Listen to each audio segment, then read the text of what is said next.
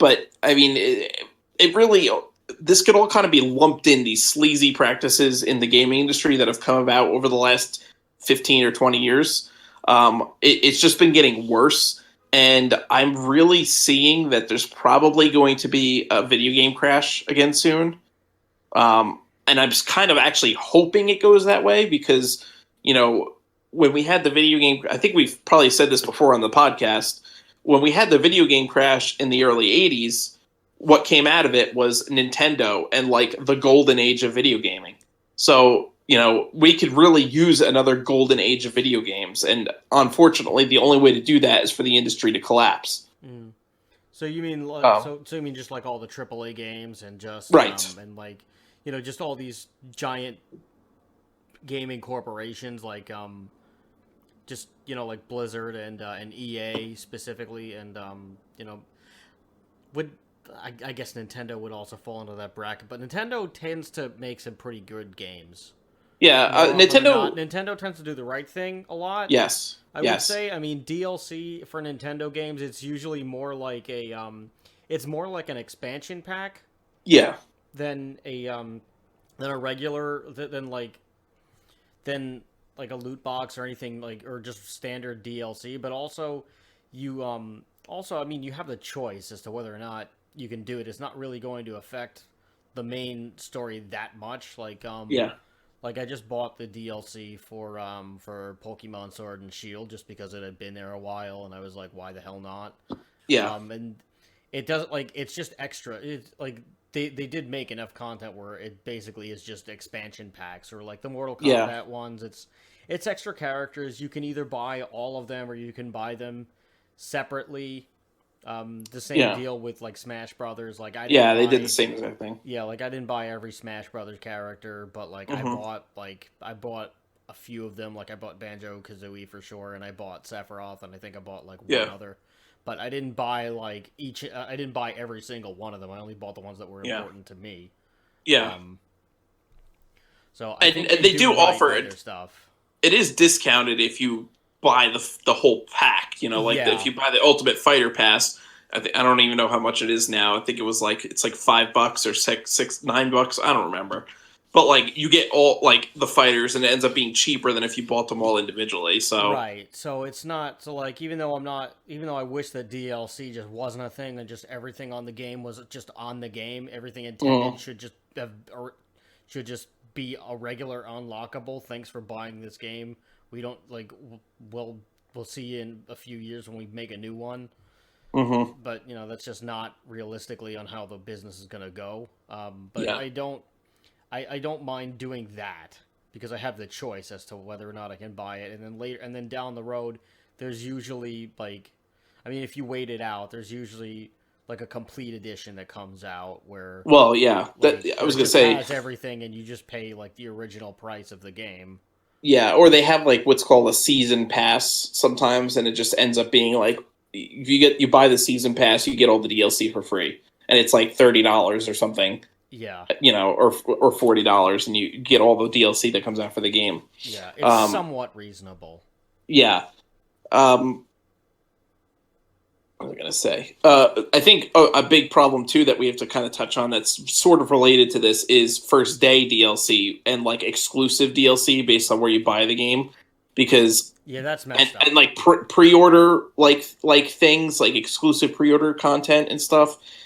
I always hated that, and it was the problem is that when the company started doing it, is really drove bad business practices, because all of a sudden you have slews of people friggin' buying the game before it's even out yet, before they even have a chance to play it. So it became these companies got lazy, and it's oh, well, we can release a shitty unfinished product because, 1 million people already bought it, and it's not even out yet. And that's why I never I don't remember even the last time I ever pre-ordered a game, because I hate that business practice.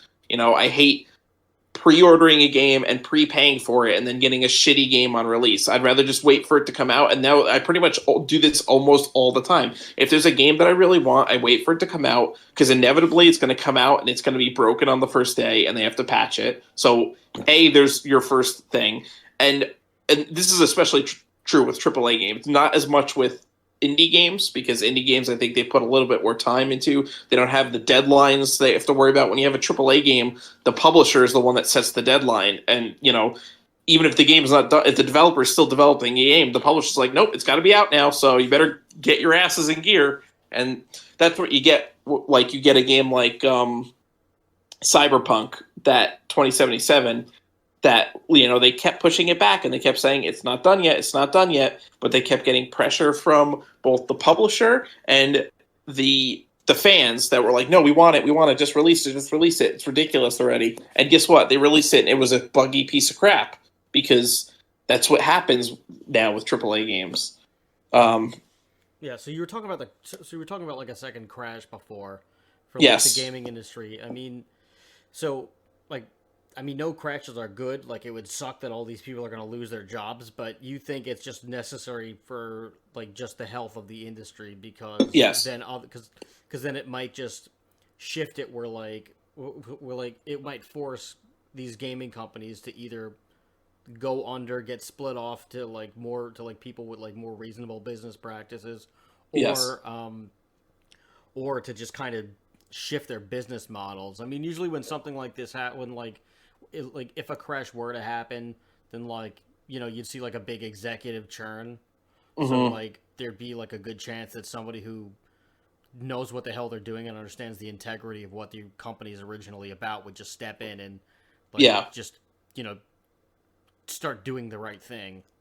Yeah. Which, I mean, that's always a gamble too. You never know what they're going to do until they do it. But but you think that it's something that needs to happen as far as the big game companies are concerned.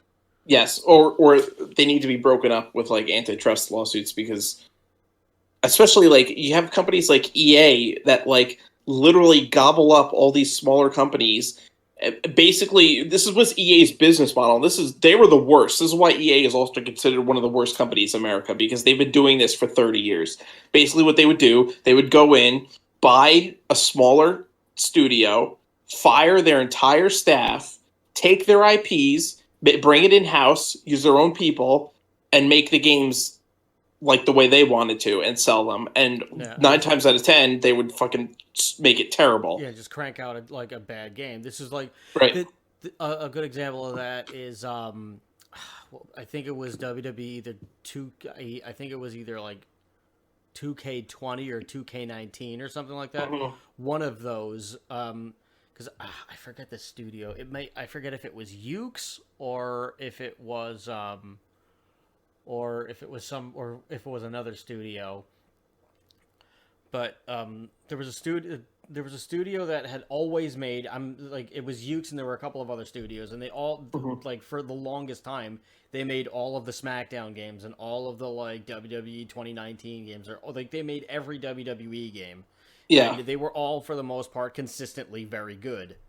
Hmm. You might have gotten a few clunkers here and there, but that was usually when it was a game that was different from what they normally made, Right. like a WWE Crush Hour or like a WrestleMania or like a WrestleMania X or like a WrestleMania 2018 or a WrestleMania 19 where like none of the wrestling took place in a ring and it was just like Hmm. running around backstage trying to sabotage WrestleMania and like you're like throwing construction workers off of a building. Like it's a really stupid game. Like the only way to actually have a real match in the ring is like to just do an exhibition match where it's like, why am I even playing this? But Yeah. um, this particular studio, they made the games every year for the longest time. They either filed for bankruptcy or 2K bought them out, and Hmm. like the first couple of 2K, and they just like got rid of everybody. They made them like they started doing it their way, and like the first game was okay. The second game, like the first few games were all right, but I think the turnover just got like so bad and like the micromanagement and all the other stuff that Yeah. like they ended up and they started rushing them out because every year it's like gotta make a new 2K game, gotta make a new 2K game, gotta make a new Yeah. 2K game, and just like cracking the whip with probably a smaller team because they probably fired everybody, and Hmm. like and then there's like one game, I'm pretty sure it was I'm pretty sure it was 2019. I'm pretty sure it was 2K19. But it's unplayable. Like, the glitches are unbelievably crazy. Like there were, I can't remember the video, but like it was like their hair was like just going in front of their faces. They were like standing still and freezing. They were floating away. Oh God! The commentary was like way off. Like that's just accurate to Michael Cole's commentary. Not too far off from reality in some places. But it was just like, it was just such an abomination of a game. It was like, how could you possibly put this out? Like, who approved this? Yeah. And it was just this unplayable thing, but they got your money.